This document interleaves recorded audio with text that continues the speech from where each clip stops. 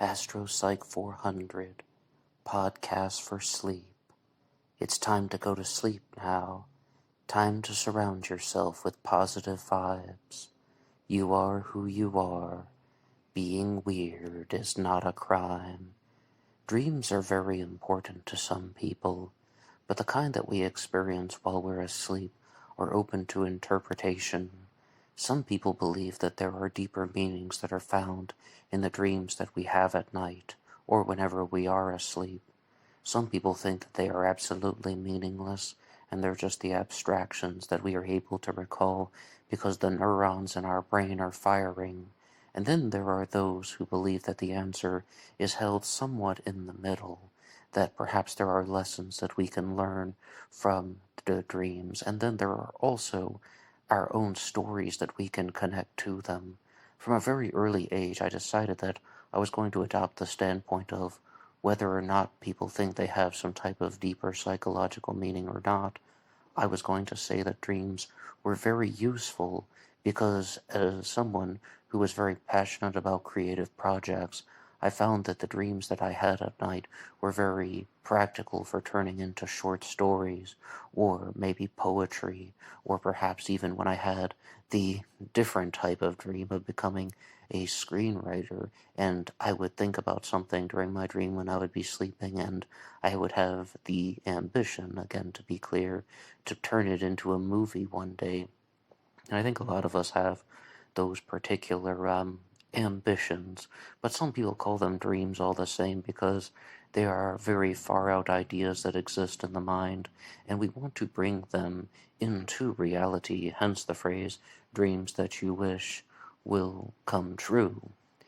But someone also wrote this out on Facebook once, just in the bio section, when someone said that if your dreams truly came true, then they wouldn't be dreams anymore, they would be reality. And I often think about these types of, not exactly paradoxes, but differentiations between certain abstract ideas. That was not my own original observation, that if your dreams truly came true, they wouldn't be dreams, they would be reality. But one that I did come to my own conclusion on, or I discovered on my own sort of daydreaming, so to speak, was the concept of magic. Magic exists in the world of fantasy and storytelling, but what I realized one day was that if something such as magic actually were able to exist, it wouldn't be magic. It would just be an additional part of science that we hadn't evaluated yet. And something very similar was expressed by the writer Guy Lyon Playfair, whom I discovered years after I made that statement, when he said that it's not supernatural if it exists in the natural world, it's just misunderstood.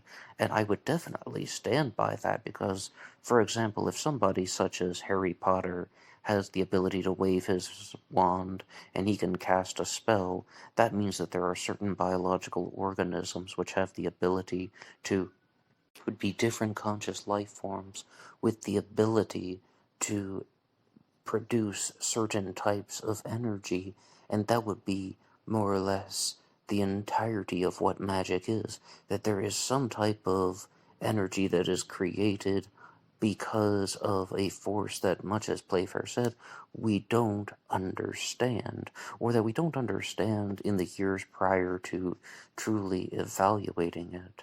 But with dreams, there are some other aspects that I think are truly fascinating. For example, I knew someone back in high school who said that she only had dreams in black and white. And she said that it was normal to dream in black and white. And I said, I dream in color. And she said, wow, that's not normal. That's really weird. It's normal to dream in black and white. But as far as I know, she still heard the sound when she was dreaming. I knew somebody about 8 years ago who said that she only had dreams in black and white, and there wasn't any sound at all. And I truly empathize with someone whom, he's actually a comedic performer named David Sapp, who said that he has dreams, but the only things he ever remembers are the very small, ordinary, basic daily routine activities. Like he'll have a dream and he's just walking from the car to the house, and nothing extraordinary truly takes place. So I truly empathize with that, because maybe I should say I sympathize with that, because I firstly feel for him, and I kind of feel bad that he is missing out on something that I think is truly extraordinary, the ability to see certain types of colors and imagery and fantastic experiences that we have in the dream world. But as far as empathy goes, I find that when I work a very boring but stressful job, I often start dreaming about the job. I've said very frequently that I was a school teacher for 6 years, and I would have dreams about photocopying the quizzes for the class the next day. And you do that in your real life, and then you do that in the dream world, and it has so overwhelmingly taken over your life. When I heard that dreams are the thing that you focus on the most and that can seep into the dream world, then I really wanted to try so hard as a kid to dream about Spider-Man. And I said, I'm going to spend all day thinking about Spider-Man, and I just wanted to live like the Spider-Man 90s cartoon show, and it wasn't very successful. I've never had any success with lucid dreaming, because some people say that they recognize that they are in a dream and they have the ability to control and manipulate the outer qualities of this world that has been created by them. They can control the activities of the dream world. One of these people was my uncle, and he said that he would just fly, and then like that he would just fly above the earth every single time. And some people think that this is something like putting yourself on the astral plane, or they even think about it as astral projection. I was even listening to an episode of the Howard Stern Show once, and one of the participants on the show named Sal Governale said that he would do that too, and just you don't even care about other people. They're like asking the question, do you spy on other people in your astral projection, lucid dreaming? And he said, no, you don't even care about that, because you just have this power over the mind. And I also remember a particular story from my uncle when he said that one of the best dreams he ever had was that he saw these rocky mountains that were covered with snow, and everything was just dark and gloomy, and there were these overwhelming dark clouds that just were about to just drop all types of nasty precipitation, which is what I would call a storm. The storm is about to break loose.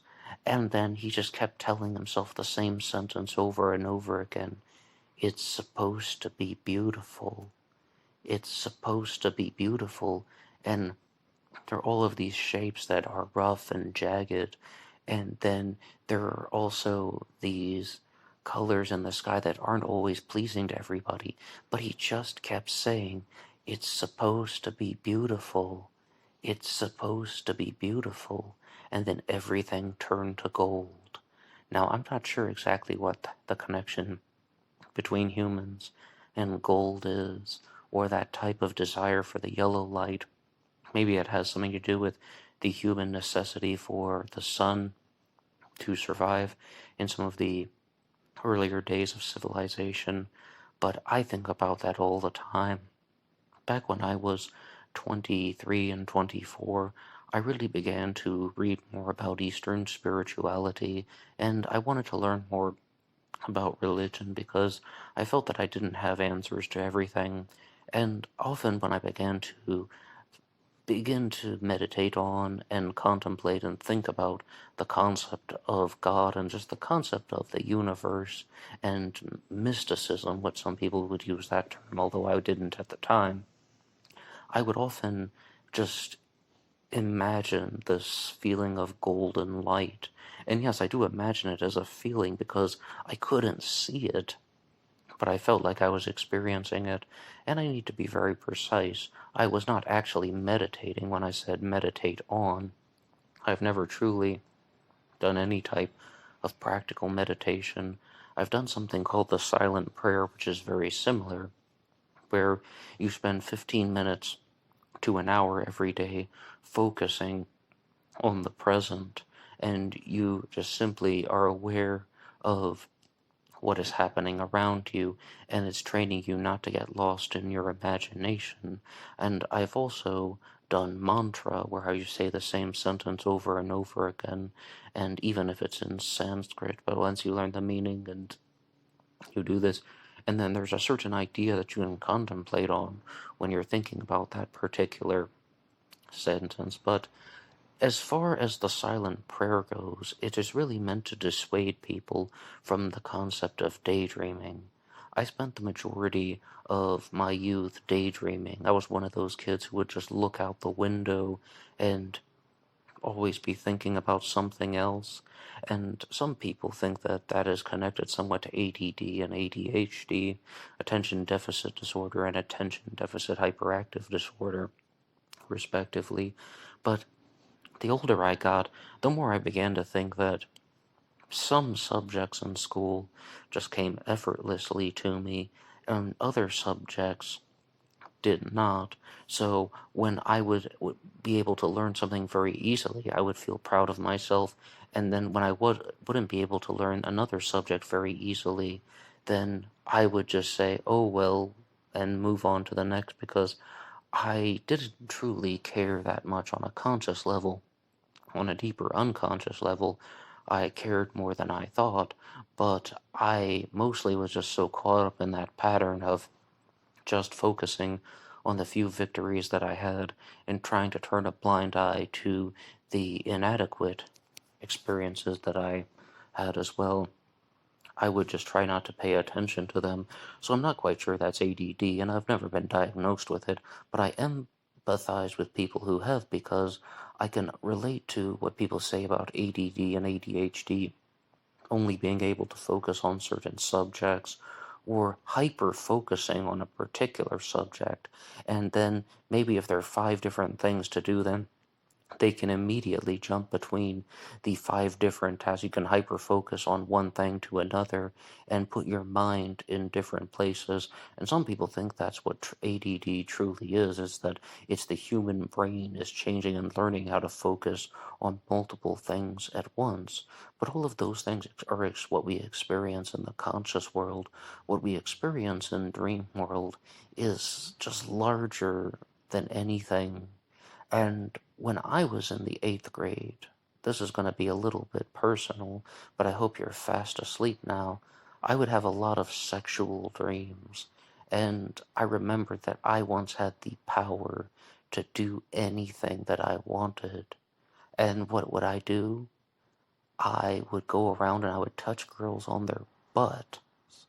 And that's exactly like what I did. But the reason why I had the power to do anything that I wanted was I morphed into the body of my 8th grade science teacher, and everybody thought that I was my 8th grade science teacher. And then I was just like, oh, I can do things, and he will be blamed for it, and I wouldn't. So I went around grabbing girls on the butt, and it was all a dream. Absolutely none of this was real. And looking back, it's just that is just desire, I suppose, and teenage hormones. But whenever I would have a sexual dream in the 8th grade, I would always tell myself, in the dream that is, oh my gosh, this is a dream. It's real. Oh, no, I totally ruined that one. I would say this is not a dream, it's real. I would always be trying to convince myself that it was actually reality. I repeat, to be very clear, I would say, this is not a dream, it's real. So I think that's why I perhaps couldn't catch on to lucid dreaming very well, because I would always try to convince myself that the dream is an actual reality. I remember the first time that I heard sound in a dream. There was this wooden cabinet that was next to the bed, and I didn't even have a real wooden cabinet. This is all in the dream world. And I just remember tapping on it with my fist, and kind of like the way you would knock on a door, and I heard the sound, and then I woke up. And as I said, there's no real wooden cabinet there, but it was the first time that I truly had that type of experience. So dreams can really incorporate a lot of different thinking and a lot of different senses, and some people say that they can feel certain things in a dream. Now, this is another thing that is very personal, and I hope you are fast asleep while you're listening to this. But when I was a teenager, I did not start masturbating until I was 18. I did it for the first time when I was 18 and a freshman in college, and I had orgasms when I was asleep, and I could feel those. And sometimes I even remember some of the very, very bizarre and silly scenarios that would happen leading up to what people would call a wet dream.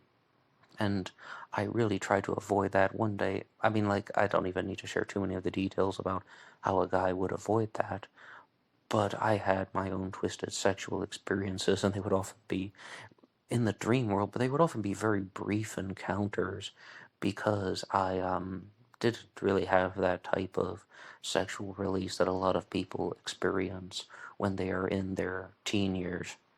And it's very abnormal, but I was just listening to a video on the channel Playing with Fire, and there was a guest host named India P, and he talked about how he didn't masturbate until the age of 26.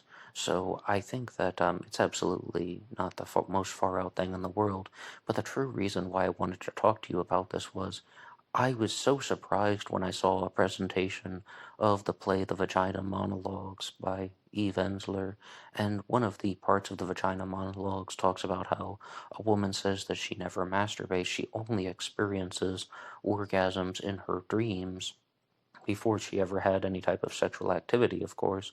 So she would experience them while she was asleep. And I just was so shocked to learn that there's somebody else out there that was experiencing something the way that I was experiencing it. And life can really um, allow you to think that way. And Facebook, YouTube, even Instagram to a certain extent allow people to recognize that you are not alone, especially Facebook for me, because the way that people post memes and update their life, it's not like Instagram where they're trying to show off, or YouTube can often be about content that is created for a specific reason, as opposed to someone just simply sharing their daily life. And I found that many times I thought that I was just a freak, a weirdo, someone who had no place in society, but in reality, there is half of the world who is living and experiencing a lot of the similar things that I do. But on the notion of dreams, I do have to share one thing with you about a deeper meaning that is associated with them. And one of the most horrible dreams that I ever had was that I remember this dinosaur, and even just talking about it now is just bringing back the discomfort. It's a dinosaur, but I think it's called a plesiosaur, the one that would live in the water and that would have the fins that would look like the Loch Ness monster. But this one was all pink, and it had one eye, a long-necked, one-eyed pink monster, and it got out of the water, and it was screaming, help me, and then it just ate me and devoured me. And the reason why it's so uncomfortable to talk about is, even as I say this, I can still see it. Sometimes you don't forget all of your dreams, and it's just so unbelievably just uncomfortable to think about as I was mauled to death by this giant penis monster. And that's the first time I've ever called it that. And it took me years to draw any type of connection. And I think that, well, firstly, I should note that I was a teenager when that happened. So it's possible that that was some type of deeper meaning about sexual rage or something like that, or someone who is experiencing some type of far out and twisted hormonal levels, the way that teenagers do. Oh, absolutely, teenagers experience far out and twisted hormones. For example, I really found that people need the talk. You know, the talk that you get when you're 11 years old about the birds and the bees. People also need that once they turn 18. I mean, sure, you can give kids the sex talk when they're 11 or 12. I think we were 11 when we got it. I know it was at the end of the 5th grade when they started to talk to us about that, but they left out all the important stuff about what actually happens during sex, and I had to wait years to figure out what actually happens, but also about the concept of hormones. You need to talk when you're 18, especially for men, and just to hear that your emotions are going to get out of control. You're going to go up and down like an elevator. You are going to experience very, very drastic emotional changes, and your mind might even go into a dark place. And it's important to be aware of that and to deal with it appropriately. Maybe even consider therapy or getting a strong network of friends, and find safe people in your life and eliminate the toxic people. If someone is making fun of you, you don't want them around. Get second opinions, consult with people, and evaluate your life decisions, because at age 18, 19, and 20, you might think you know everything, but you don't. And just be aware of how these types of neurological issues, neurochemical issues, are going to be affecting your daily life and your actions and your choices.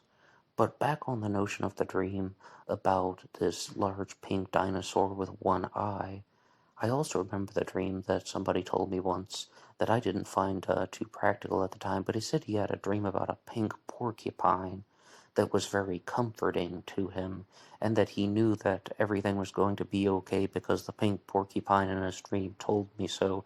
And when I first heard this story about the dream, I really began to think, oh my goodness, why is he telling me this? Why is he wasting his time and mine telling me the story about how he had a dream about a pink porcupine that told him everything was going to be okay?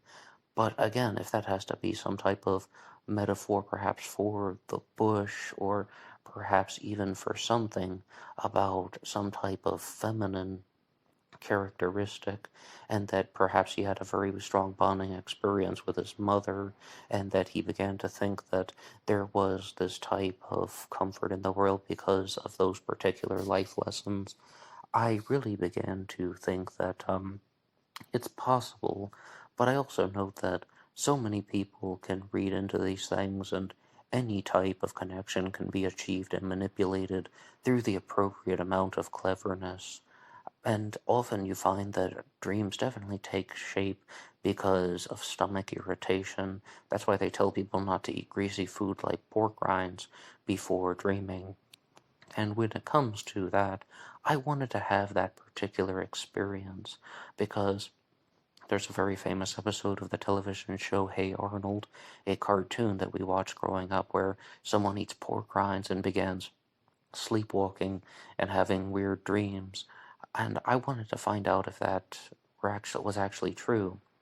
So what I did was I ate a bunch of pork rinds right before bed, and when I finally fell asleep, the actress Nicolette Sheridan, who was made famous from shows like Desperate Housewives, she also did the movie Codename The Cleaner, she was in the dream, and she was throwing dollar bills at me that were shaped like cubes.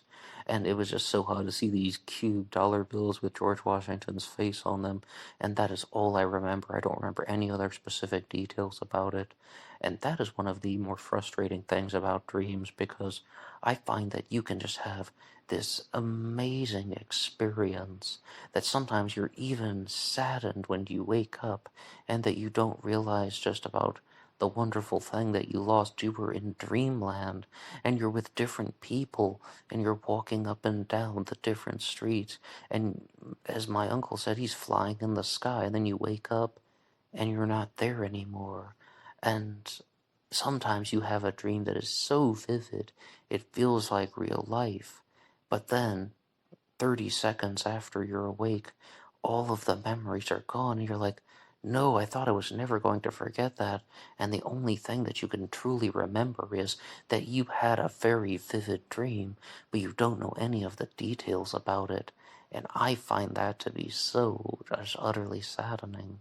And I hope that the people out there who do remember their dreams, not like that guy David who has these simple dreams about walking from the car to the house, but the people out there who actually have the dreams that allow them to experience out of this world events, the people who get to walk on the stars, the people who get to talk to people whom they've never met before, and they just fall in love with someone, but only in dream world. I hope that they get to remember more of those things. And by the way, I once had a dream where the actor Brad Pitt taught me the German language, and it was so amazingly impressive. But then once I got older, I found out that what Brad Pitt was teaching me was not actual German. They're all just like kind of like made up English words. And I was so mad and disappointed and heartbroken. I was like, no, I want to say that I learned the German language from Brad Pitt in a dream, but of course not, because it is happening in my mind. And no matter what, I was just throwing together little pieces of English words in a silly voice, and then Brad Pitt was the one who was articulating it.